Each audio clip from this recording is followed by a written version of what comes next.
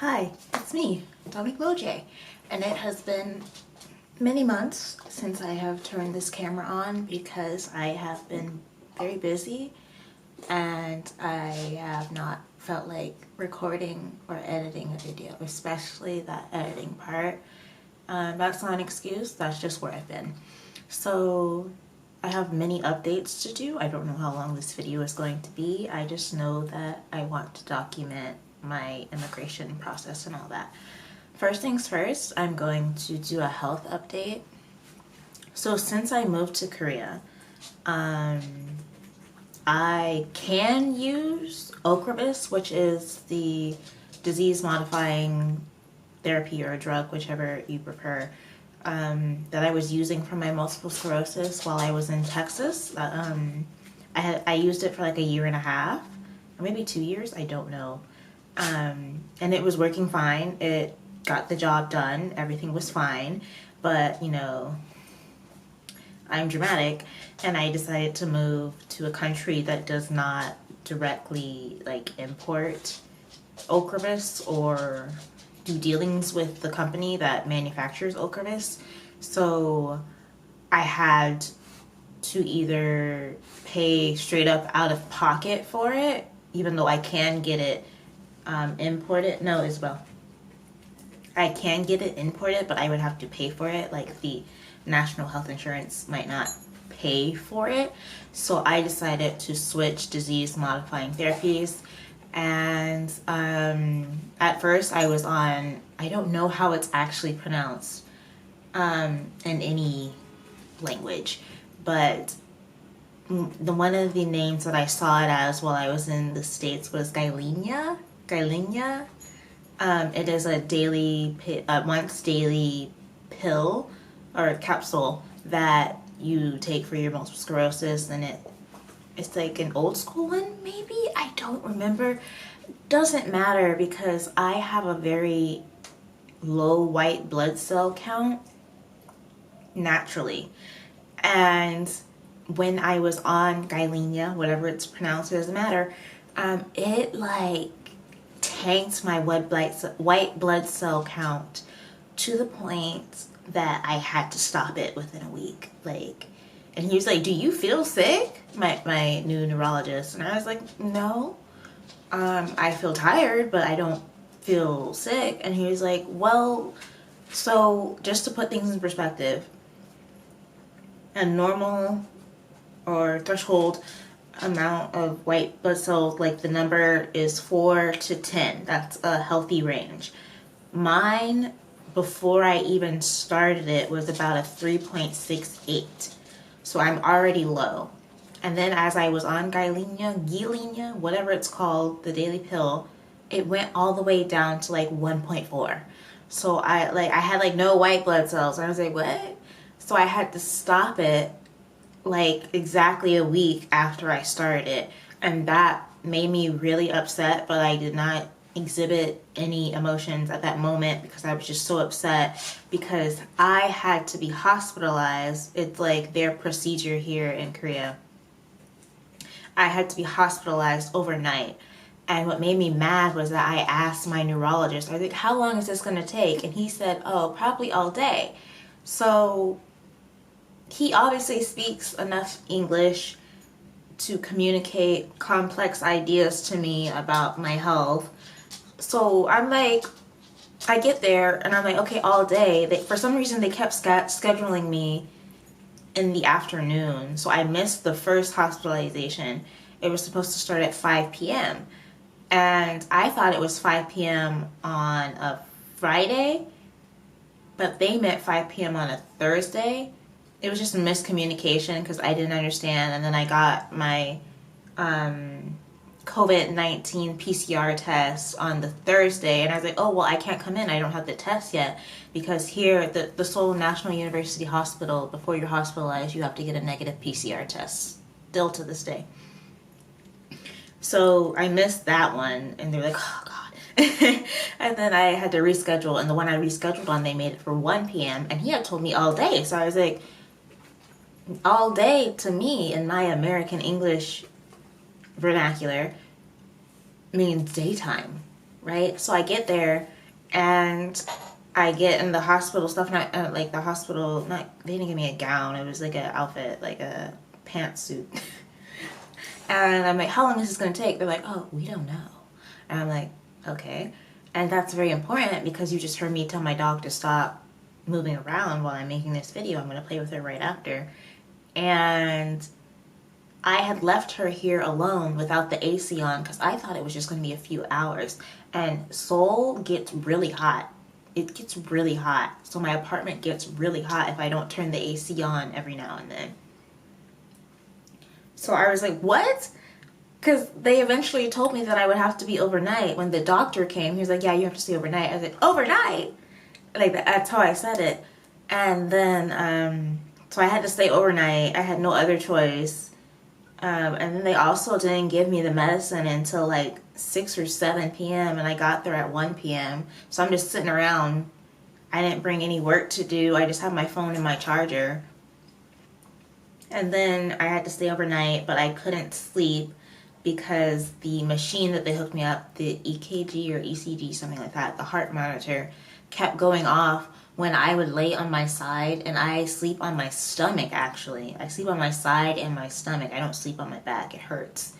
But it would go off when I would turn on my side, so I had to, like, sit up all night, so I couldn't sleep. And they let me go early, I guess, in mind that my dog was in my apartment alone this whole time. But I got there at 1 p.m. on whatever day it was. And then I left at like 3 p.m. the next day. So it was more than 24 hours because that's how long they were supposed to monitor you. But yeah, there was nothing wrong with my heart, so they let me go early. But he was like, we're a little concerned about your white blood cells. And it turned out that my white blood cells were the biggest concern because they, like, depleted. So I can't take that medicine anymore. I just had to vlog about that nightmare of a hospitalization because I was in a 6-person room, 6-person bed. So, no, 6-person room. There were 6 beds and there were 6 of us in there. Yeah, that's what I mean. Whatever. And I'm the type of person that I cannot sleep with people I don't know in the room. So I wasn't going to sleep. I couldn't sleep on my stomach because the heart monitor kept going off. My neighbors were making weird noises all night. The bed right next to me had her light on until well after midnight. I was like, what are you doing? Go to sleep. And like, I think she had her light on until like 1 a.m. And then most of my other neighbors were like old people, and look, my parents are old, considerably old given my age, and they make weird noises when they're sleeping. Like my dad, just weird, just like, why are you making all these mouth noises? So it was just too much. So I didn't sleep at all that night, and then I started to sleep in the day when they were remarkably quieter. So yeah, that was a nightmare. My dog ended up peeing on the floor a little bit, but it didn't stain the floor. I cleaned it as soon as I got home, even though I was dead tired.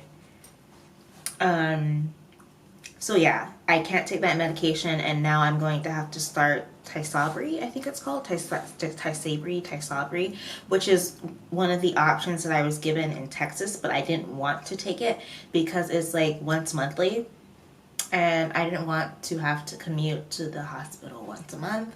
And also that PML factor, even though I don't have that in my bloodstream, like I'm not susceptible to PML, but I have no other choice now. And he's like, well, if you stay here for 2 years, we'll have Ocrevus again. We'll have Ocrevus here. I was like, I mean, okay. So yeah, I'm going to be on Tysabri starting next month. Oh, I forgot to say what today's date is. Today is July 27th.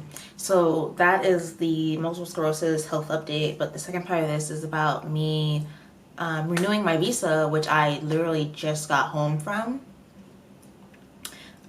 It went off without a flaw. There was no hiccups. I did not have to bring extra information. I literally came in, gave her all my forms. She was a bit confused. I think like their system updated or they changed the laws slightly. So she's like going through all of my forms and trying to figure out like which one goes with what. And they were speaking very softly, so I couldn't hear, even though I speak like upper intermediate comedian Korean. I was about to say comedian. Even though I speak upper intermediate Korean, if you're mumbling, I don't know what you're saying, even in English. So they were like talking amongst themselves, and I was like, "Hey, is everything okay?" She ignored me. Everything was okay. I now have a visa extension until January 31st, 2024. So for that, what I had to bring was business like evidence of the past, like what I've been doing the past 6 months, and my business plan for the next 6 months. That was easy. And then I had to show a certificate of balance from the bank, my passport, my ARC. They still refer to it as alien registration card, even though it no longer says that, or alien residence card.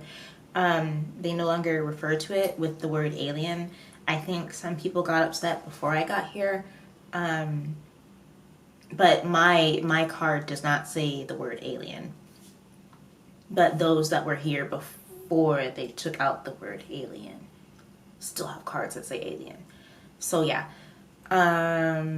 So certificate of balance, my lease. I think that's it. So business plan, business pass, my lease, passport, alien registration card. I think that's it. Whatever, that's basically what I needed. Everything went fine. I don't really have much to say about that. Yeah. So that, oh, of course, a business update. So I have been applying to quite a few grants and accelerators and whatnot. All no's so far, but I'm not deterred. I'm still going to keep trying, at least for the next 6 months, like I might as well. It would be nice to finally get some income instead of living off of savings and my parents' help. But yeah, that's what I've been doing. In terms of my patent, that's another thing I need to update. Oh yeah, I had to bring proof that I'm getting a patent. But that's business pass. So and now we filed a PCR, which is an international patent agreement application. So it's like you can extend the length of time that you have your initial patent application. So instead of 12 months, you can travel the world and file your patent applications for 30 months. So that's over 2 years. It's 2.5 years. So you, is it? Yeah, quick math. So with that, I took my PCR application and I am filing it through the Oasis program. They set you up with patent attorneys, and all they have to do is like translate. Not all they have to do, but it's like they don't have to come up with the whole application originally with me. So all they have to do is translate my PCR application that was filed in Texas, which is where I'm coming from, but not where I am from. So they're going to translate it and file it in the Korean patent court.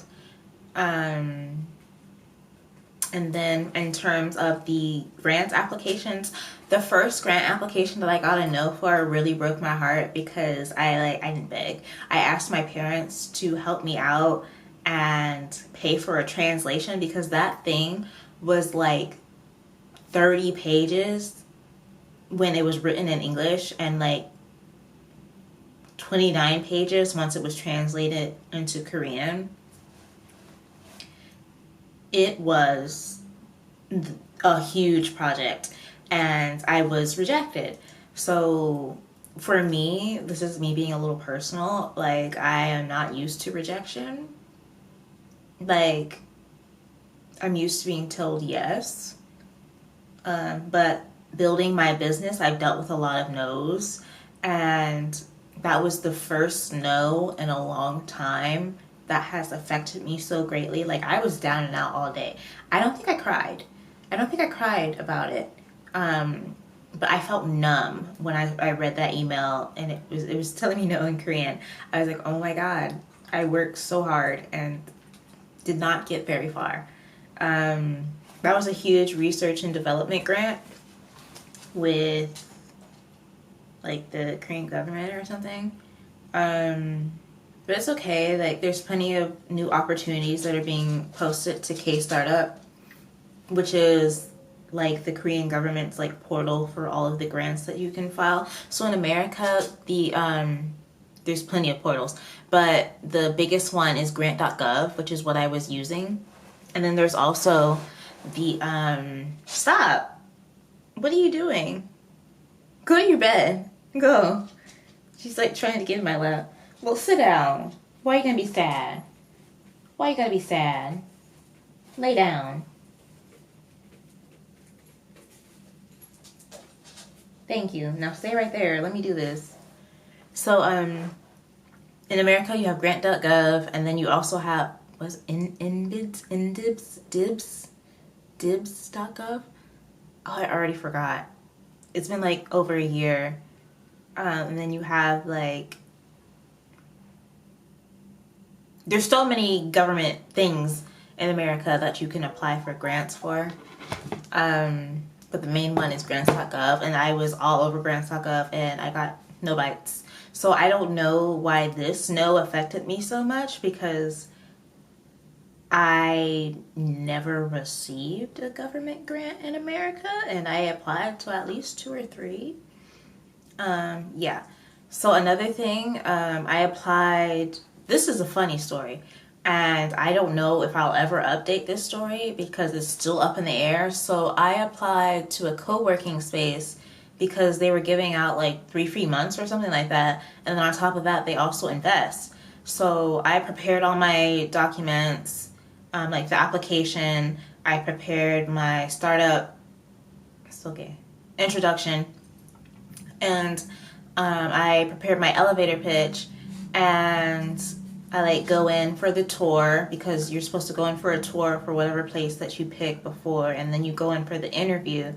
And I memorized my elevator pitch in Korean, and I was struggling because I've been really sick, like with the depleted white blood cells. I've been trying to recover from that. I haven't been hanging out with anyone or anything. I don't have money, so I haven't been hanging out with anyone or anything, you know?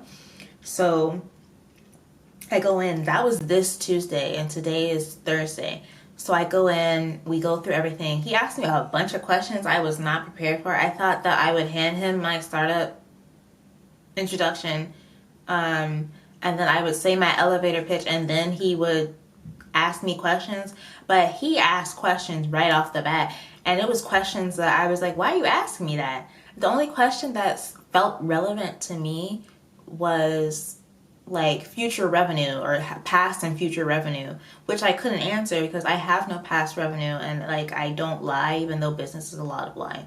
I was like, I don't have a good gauge on my future revenue because right now we're only in research and development, so we're not to commercialization.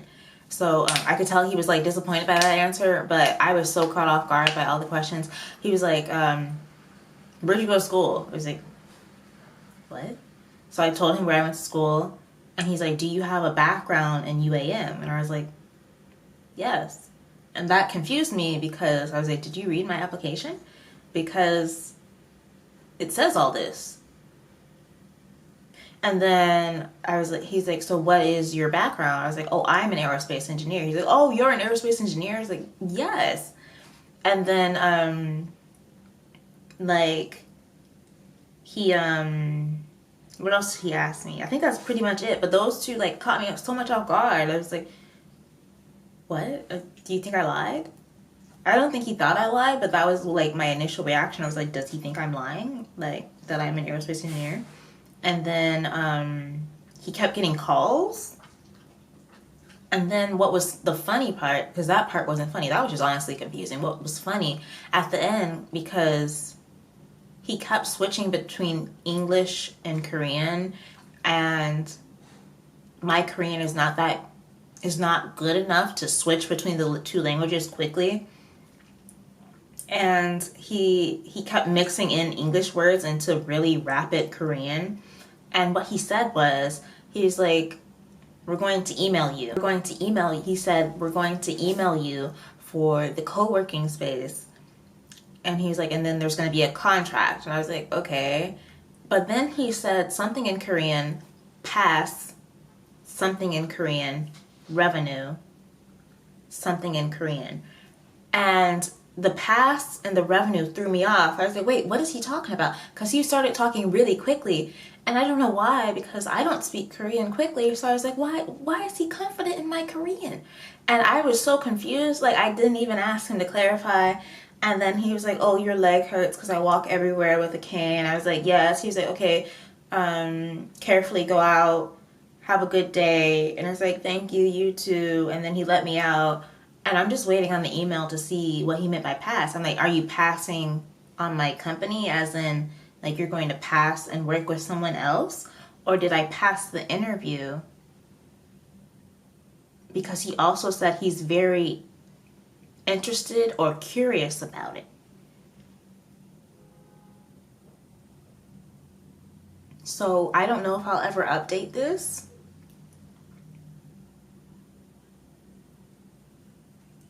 I think I'll just leave it up in the air, because he's going to update me in an email. But I don't know if I have the energy to revisit this story. So yeah, that's it. That's what I've been up to since the last video, whenever that was. It was like May. It is now July, basically end of July, July 27th. Yep. Okay. Bye.